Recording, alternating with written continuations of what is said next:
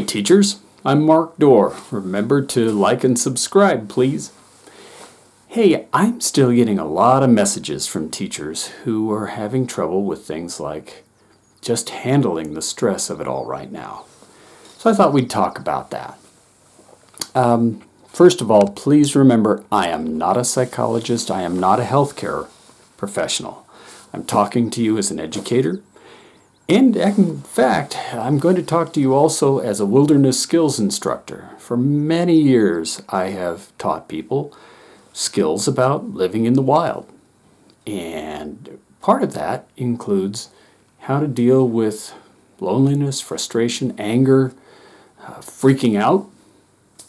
And we can talk about that today because that certainly applies. One of the basic things that we use in wilderness skills is something just called STOP.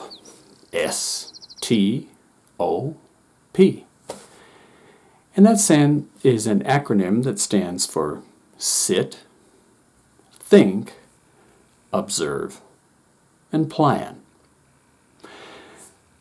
A typical example in the wilderness would be you're walking along the trail with some of your friends, you get some distance between you.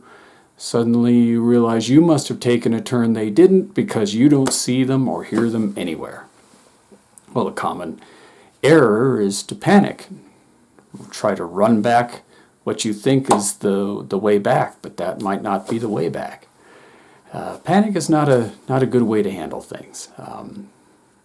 It's better to just take a moment. That's where stop comes in. When you find yourself in a situation where it's like, oh my gosh, what do I do? Rather than jump, just take a moment. Now, you might not be doing this in the wilderness. You might be doing this in your apartment, in your house, wherever you're working, living, teaching.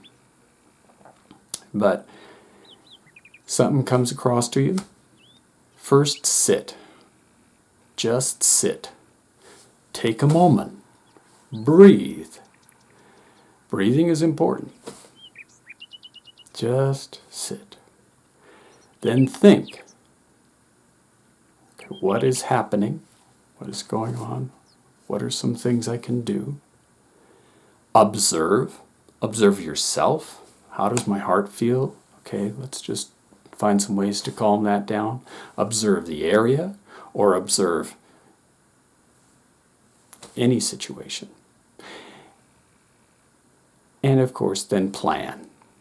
Think about how you'll get out of it. Now, this sounds like a very simple concept, right? But it's surprising how many people don't do it. You can do this with your teaching.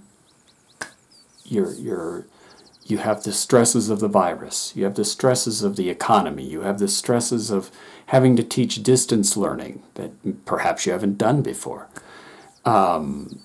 You have the stresses of living with family constantly around. You have the stresses of nobody being around. Stop works very well. In fact, I heard of a British survival expert who puts it a different way. He says, make a cup of tea. Sounds very British, doesn't it? But it's a good idea. See, if you just stop to make a cup of tea, you have to think about what you're doing. You have to focus on things. Maybe it's good to focus on something else, right? And so by making the tea, you're thinking about that. And then observe. Sit there with the tea. Look around. And then plan. That can work for you too. So using STOP, S-T-O-P, sit, think, observe, plan, might be something that can help you in these days. Good luck with handling it all, teachers. I know you can do it.